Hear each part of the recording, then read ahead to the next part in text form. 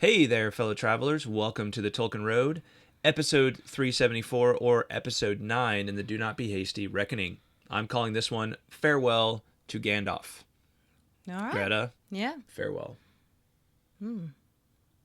Farewell. All right. Goodbye to you, too. Goodbye. I guess. Goodbye. Or just, farewell in this episode. I hope you fare well in this episode. Oh. Yes. I've never thought of that as, like, that As a way. compound word? Yeah. I've never... No, I've always thought of it as a goodbye. Oh. Not as, like, a fare thee well. Yes. Well, I hope you farewell as well, John. All right. Farewell, everyone. Farewell, all of y'all. Farewell. Farewell, yes. And that's Farewell. it. We're promoting farewell as a greeting, right? As a greeting from now on. Yes. Farewell, all you lovely Tolkien roaders. It is a goodbye, right? Greeting and a goodbye. It's like aloha, Farewell. right? Farewell, Is it aloha, yes. good, hello, and goodbye? I think Hawaiian? so. I think so. Yep. Yeah. Hey, before we begin, we'd like to give a double up air five to our amazing fellowship. So, you know what to do. Stick them up. 3, 2, 1. Whoopsh. Hey, your hand kind of got in the way of my hand. I'm just All saying. right, do we do it again? No. I'm just saying, like, be considerate of my I'm just hands. trying to make sure that Thank I don't you. get like half of my left hand in there because that's weird. Well, that's true. Yeah. Right. Maybe we can, like, do crossover hands or something Maybe like we that. should. Yeah. Like that. Oh, yeah. That looks really cool. That Should we try it does. again that way? All right. Okay. 3, 2, 1. Whoopsh. Nice. Oh, see? Now you didn't see this? All right. One more time. One more I'm very time. confused. One more time. Okay. 3, 2, 1. Whoopsh. All right. We'll have to practice that. Keep working on it. Yeah. We will do nothing but practice that between this episode and the next episode. It's all going we're to be gonna do. perfect. It's That's gonna right. be real nice. Hey, special thanks to this episode's executive producers, Kaitlyn of Tea with Tolkien, John R, KG, Melkor27, and Saber Systems. Yeah, thanks, Also, guys. a shout out to those celebrating their fellowship anniversary in May of 2024, Michael W, Saber Systems, and Malcolm C. Thank you all so much for sticking with us over the years. Thank you, guys. All right. Well, in this episode of Do Not Be Hasty, we complete our journey through Lord of the Rings, Book 1, Chapter 1, A Long Expected Party. We did it. We made it through one chapter. Well, of Lord almost. of the Rings. Almost. Almost. After the commotion of the day after at Bag End, Frodo is able to finally enjoy some peace and quiet until Gandalf comes knocking. This section begins with the words, "Then they went round the hole and evicted 3 young hobbits," and ends with the end of the chapter. Not the words the end of the chapter, but just the actual end of the chapter. Actual end. Yeah. All right, well, let's read the first paragraph from this chapter, shall we, Greta? Let's do it. All right, this is you. This is all you. All You got me? this? I got it. All right, I got let me it, make I sure. got Let me just make the font a little bigger here it. for you. Oh, stop it. Yeah, I'm totally fine. This was not. This is. You take this as an insult. I'm just trying to help you out. It's an insult. Make sure you don't. Have trouble reading the words. Don't have to strain your eyesight too much. You know. You're so considerate, babe. I am very You're considerate. so considerate. I think that's too big now.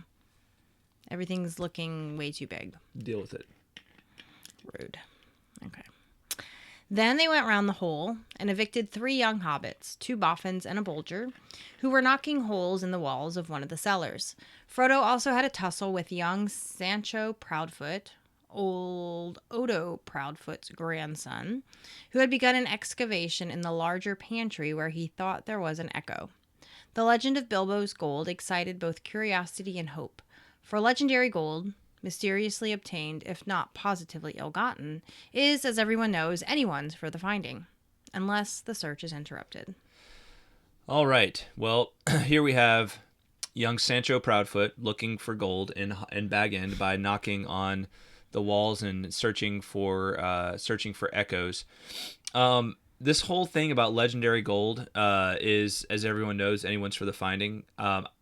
I was like, where does this whole legend come from? Because it's like, as everyone knows. So I'm like, I assume I should know this. Yeah. In the event that you hear of legendary gold. Yeah. And it kind Yeah. of seems like it's like it would be sort of like, an ancient kind of thing about like if you find gold, it's anyone's for the taking, right? It sounds very piratey to me. Yeah. Like like the harkening pirate back thing. to the days of pirates. That's right. Yeah. Right.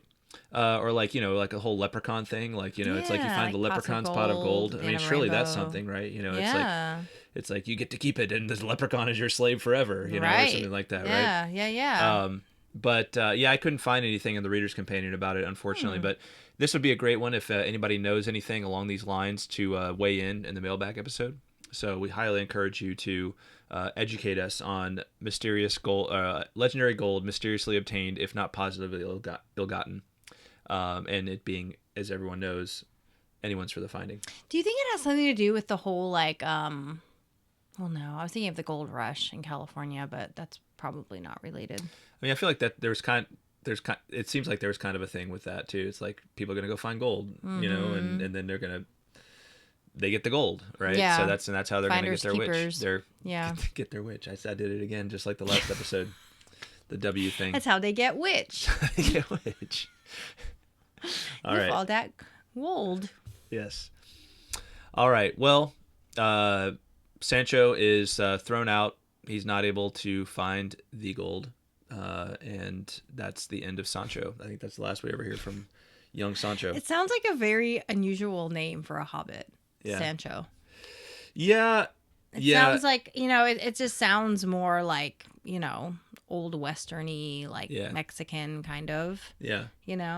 Like Pancho, Sancho. Anyway. Yeah, there's a smattering of like, certain names that show up in like Hobbit lineages that you wouldn't expect to see there, because many of them feel very, like, kind of like you just think of like from the British Isles or something like that. But yeah, I would agree. This one, I'm not sure. I've never heard. I think the only place I've ever heard this name is in the song Santeria by Sublime. So it's like I think he name checks somebody named Sancho in the song. Oh, okay. Like right down Sancho's throat or something like that. I can't remember exactly. Okay. But yeah, that's the only context I've ever heard the name Sancho in other than this. So it's very odd. Yeah. Anyway, Okay. well, interestingly enough, Sancho is nachos, just spelled differently. You think about it. What's that called when that happens? I can't believe I can't think of it. Oh my gosh. Wait, it's not. An anagram, it is an nachos. An anagram, right? Oh, you're right. Like if you rearrange the letters, you get nachos. Yeah. Yeah, you're right. Anagram, a word or phrase made by transposing the letters of another word or phrase. So that's why it also has that kind of ring for us, because it's nachos. It's I think our nachos. brains see it and think nachos, subliminally. That's really probably true. And then you're hungry all of a sudden. And I'm hungry. Yeah. And I want Mexican food. All of a sudden, want some nachos. And I want to go to Sancho's place. That's and right. Get me some nachos. Sancho's place and get some nachos. I Yeah. bet Sancho's place has some killer nachos. Now I want a margarita. Oh goodness, this is spiraling out of control. Spiraling. Moving Must on. Stop. Moving Yes. on. All right, so all of a sudden, did you notice that Gandalf had just kind of like disappeared for a little while? He wasn't around yesterday when Frodo needed him most, maybe, right? Just to like make all the hobbits disappear, or at least the Sackville Bagginses. Yeah. I hadn't noticed it until you mentioned it, and now I'm like, oh yeah, you're right. He wasn't there. Well, yeah, he's like he disappears on the night of Frodo's party, and after kind of admonishing Frodo to keep the ring secret and safe. Yep. He's not around during the day, and then he shows up that evening. So, he had last been seen when he had gone to bed the night of the party. At this point, it's the evening of the day after the party, right? We don't know where he's staying so we're or plus anything, 24 do we? hours. Like he's not staying at Bilbo's house. Well, yeah, we don't really know. That's right. Yeah. I mean, he didn't need. I don't know that he may have just gone on a little, journey, right? To like, I don't know. Yeah. I'm not sure. But he shows back up and he's knocking on the door, and Frodo thinks that it's Lobelia again, so he ignores it at first. And Gandalf says, "I shall blow your door right down your hole and out through the hill." All right, Wolf. Jeez. Dang. It's like I'll huff and I'll puff and I'll blow your house down. G for grand, more like G for grouch. Grouch. You know what I'm saying? Total grouch. But Gandalf's like always a grouch, right? Gandalf always has that grouchy streak about him. He's the trope of the lovable grouch, Yeah, like the grouchy grandpa. Yeah, exactly. You just can't help but love. Yeah. I had one of those. Yeah. I mean, he's not grouchy all the time, and he has moments of like just profound, like he's just profound character in so many ways. So he's not just the lovable grouch, but he's definitely a grouch. He definitely has a grouchy streak in him. Yeah, and he's definitely someone that you want to stay on his good side. Yeah. Like you don't want to get on his bad side, because that just brings the grouch out even more. Yeah. Yeah. Anyway, I don't know. I feel like I want to say more about the grouch, but I don't really know there's much more profitable to say, anything more profitable to say about it. But let's talk about pony traps, which just sound awful. Like, why would you want to trap a pony? Like, poor pony. But And she's driving one? Like, I Lobelia don't understand. is driving a pony trap, which, if you don't know what this is, you're like sitting there thinking, like, is it some like mobile cage that she's just using? Yeah, It's like, to trap pony. ponies. Like, You know what?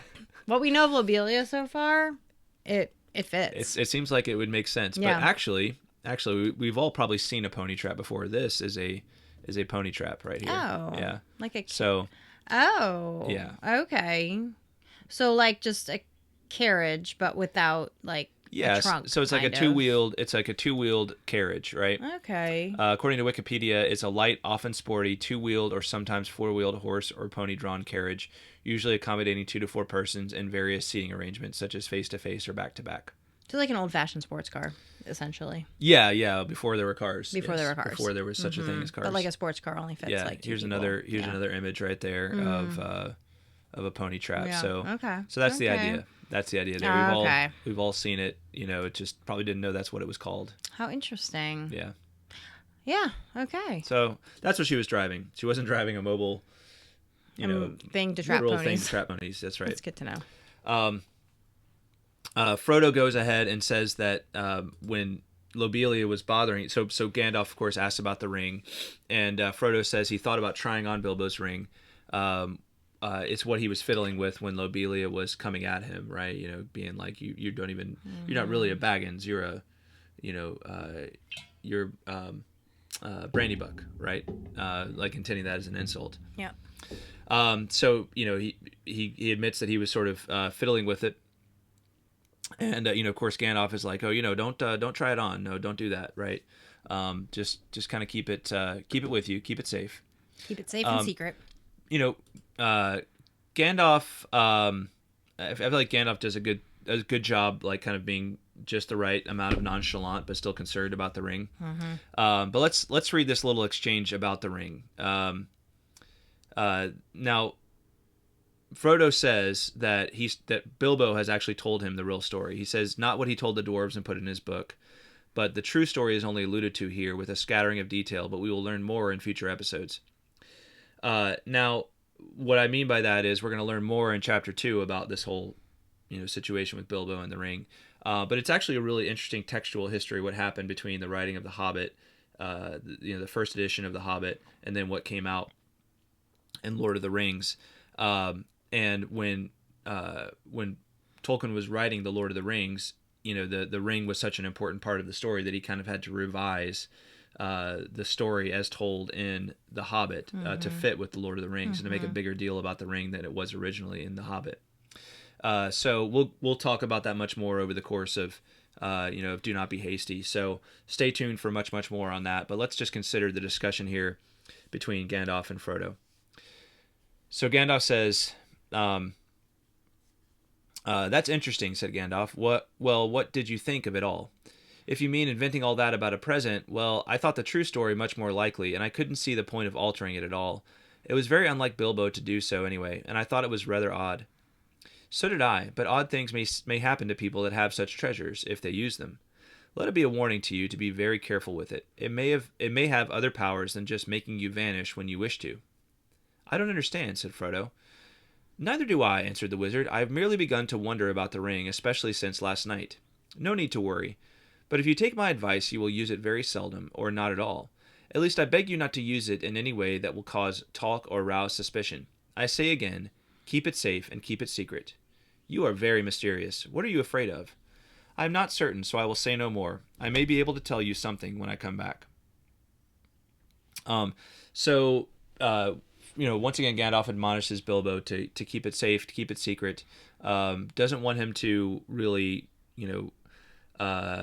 he's almost advising him to be sort of a custodian of it and not like really a possessor of it, if you will. Don't really make use of it. But again, it's obvious that Gandalf at this point is thinking like this ring may be the ring, right? Like that it could be.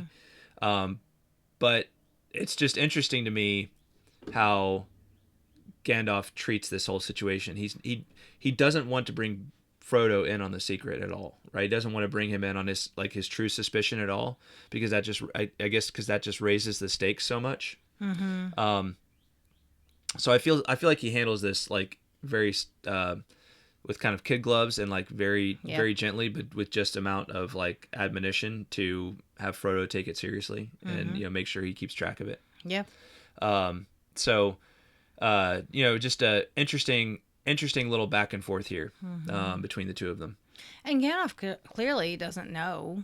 Like, he's not sure that this is what he thinks it is. Like, he suspects, but he says, I have merely begun to wonder about it. So he's just now, like, started really thinking about it.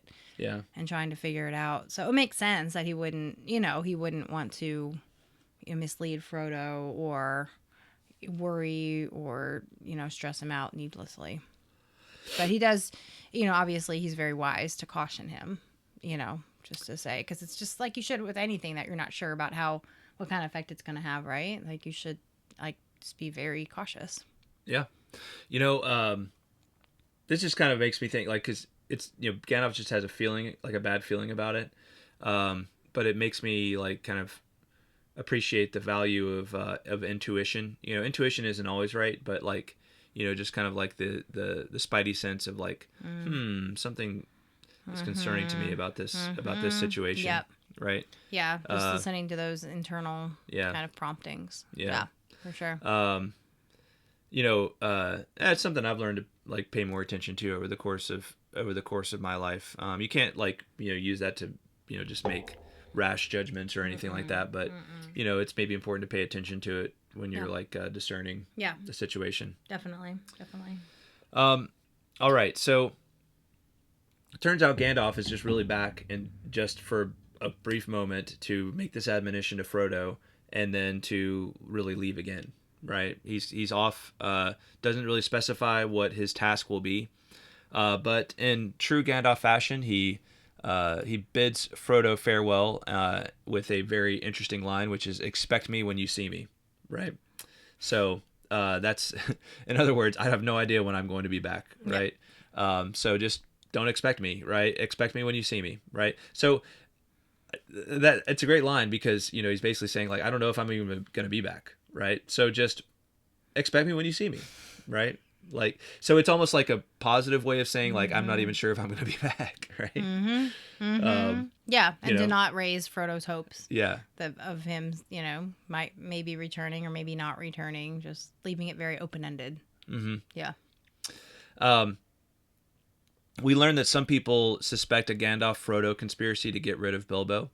And that Frodo wishes he had gone along, right, with Bilbo. What do you mean by some people? Just some other hobbits. Okay. Yeah. So Gandalf says, "Expect me when you see me. I shall slip in quietly. I shan't often be visiting the Shire openly again. I find that I have become rather unpopular. They say I'm a nuisance and a disturber of the peace. Some people are actually accusing me of spiriting Bilbo away, or worse. If you want to know, there is supposed to be a plot between you and me to get hold of his wealth." Right? Some people, exclaimed Frodo, you mean Otho and Lobelia. How abominable. I would give them Bag End and everything else if I could get Bilbo back and get off tramping in the country with him. I love the Shire, but I begin to wish somehow that I had gone too. I wonder if I shall ever see him again. And Gandalf really is kind of like, I wonder if you will as well. I wonder many other things, but goodbye for now.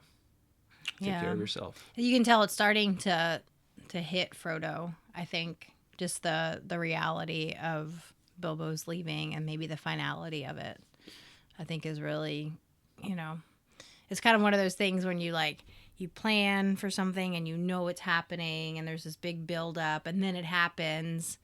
And obviously Frodo's been busy these last, this last day or two cleaning up and fielding all the obnoxious relatives and people trying to steal Bilbo's stuff. So he's been distracted. But now things have settled down and it's like Frodo's like, oh man, like this is real. Like Bilbo's really gone and I miss him. I wish I was with him.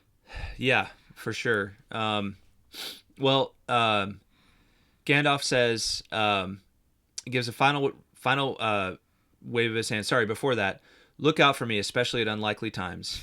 All right. So again, it's kind of like expect me when you see me. Yep. Look out for me, especially at unlikely times. Right. Great ways to bid farewell to somebody when you're not sure when you're going to see them again. Right. I don't know. There's also just something about that that's like, that's very eucatastrophic in a subtle way. Like, look out for me, especially in unlikely times. When you think that, when you least expect to find me, that's when I'll be there. Right. Maybe, like what's unsaid there maybe is like when you most need me. Right. I'll be there. It gives off very superhero kind of vibes. For sure. Yep. I feel like there's a line like that in the Three Amigos, but I can't remember what it is. But anyway, I'm not going to bother nearly as well as you do. So I'm not going to bother looking it up, but maybe I'll find it for the MATHOMS episode. All right. So Frodo sees him to the door. He gives a final wave of his hand and walked off. Gandalf gives a final wave of his hand and walks off at a surprising pace. But it says Frodo thought the old wizard looked unusually bent, almost as if he were carrying a great weight. So I wrote, this is the mark of someone who is laboring under a secret burden, weighed down by the burden itself, as well as the work of keeping the secret. So Gandalf is carrying this knowledge that what they have is potentially the One Ring, all kind of by himself at this point, right? Yeah. And not only that, but he's leaving it behind with this this hobbit that has no idea what he has. Yeah. Right? Yeah. So, but what other choice does he have, right? He can't take it with him, right? That's probably even more perilous than leaving it there. Yeah. Yeah. No, that's true. But it would be a great, I know it would be a great burden to have to leave like that, knowing potentially what you're leaving behind, and the potential danger that he's leaving Frodo in. Exactly. Yeah. Exactly. But also knowing it's like kind of it's the best option, right, that you have. It's the best option out of not any good options, right? That's right. Yeah. That's right. So yeah, that pretty much brings us to the end of the chapter. Greta, what did I miss in this section? No, I can't think of anything. All right. I think you hit on all the important stuff. Yeah, a little short snippet. I think just some thoughts, like as we've now done 9 episodes in this Do Not Be Hasty journey. We've made it through one chapter. I think this is a worthwhile endeavor. I think this is probably one of the slowest chapters in the book once you kind of dive into it, but it's kind of amazing how much really great detail there is in it as well when you stop to consider it, right? So it'd be really fun when we get to like some of the chapters that are packed with a lot more, not just about a Hobbit's birthday party, but that really have a lot more to do with, like, in terms of the lore and diving into background and history. So it's good stuff for me. Even as this journey ends, our Lord of the Rings Do Not Be Hasty journey has only just begun. Having spent 9 episodes on one chapter thus far, I have to say I am loving this. I feel invigorated by this pace and this attention to detail, and I am excited about what the coming weeks, months, and yes, years holds for this series. But wait, do not be hasty. We have 2 more episodes to go for this chapter. In our next episode, we'll be doing our first MATHOMS episode, where we revisit the chapter just completed and explore some topics that we weren't able to fully appreciate when they came up. After that will be our mailbag episode for a long-expected party. The cutoff date for correspondence is May 18th, 2024. However, if you're listening to this at a later date, feel free to drop us a line anyway. Who knows what the future may hold. Finally, if you're loving this series so far, can I invite you to support our work financially over at patreon.com/TolkienRoad. If everyone who has listened to this series thus far decided to support us at the $5 a month level, who knows what else we might be able to undertake for the cause of all things Tolkien. Help us dream up the future of the Tolkien Road by joining our fellowship at patreon.com/TolkienRoad. You guys, I'm really trying to prioritize this towards our fellowship. Those people who are really supporting us through the fellowship, we're going to do our best to get their comments, their mail in through the mailbag, because we appreciate you so much. We appreciate the fact that you're supporting, you're on this journey with us. There's going to be a lot more to come on that front. Bonus content that's only for patrons. A lot of that stuff I'm working on right now, and other big announcements, that are going to be coming pretty soon. So head on over to patreon.com/TolkienRoad. All right. As always, keep the correspondence coming. We'll do our best to respond to you somehow and at some point. We covered the mailbag topic already, May 18th, 2024. Get it in if you want to be on the mailbag episode for this chapter. And then don't forget to stop by TrueMythsPress.com for great merch like super styling and comfy Tolkien Road t-shirts, 2 Trees camper mugs, and signed copies of my books. Once again, that's TrueMythsPress.com. Thanks for supporting our work with your purchase. To close, as always, we'd like to thank our amazing fellowship. Do you want to try this? Yeah, sure. We know half of you, half as well as we should like, And we've thanked less than half of you, half as well as you deserve. You almost got it right. We know all of you half as well as we should like, and we've thanked less than half of you half as well as you deserve. Nice try. Oh, I really thought I had it right. You were just that one word off. Just the one word. Yeah, all. You got it. You want to try it again? Yeah, I do. All right. Okay. We know all of you half as well as we should like, and we've thanked less than half of you half as well as you deserve. Boom. Nailed it. All right. Nailed it. Wachoo. Special thanks to the following: John R, Kaitlyn of Tea with Tolkien, KG, Melkor 27, Saber Systems, Emilio P, Jonathan D, Richard K, Paul D, Julia, Werty, Chris B, Tour 91, Carolyn S, Emiel K, Brian O. II, Jonathan R, Matthew W, Daniel D, Harrison C, Jason C, Seb M, Ms. Anonymous, Andrew T, Redhawk, Shannon S, Brian O. the First, Zeke F, James L, Chris L, Asya V, Ish of the Hammer, Teresa C, David of Pints with Jack, and Eric B. Thanks, guys. Finally, thanks to all for watching and or listening. Until next time, the road goes ever on. Bye-bye. Bye, y'all.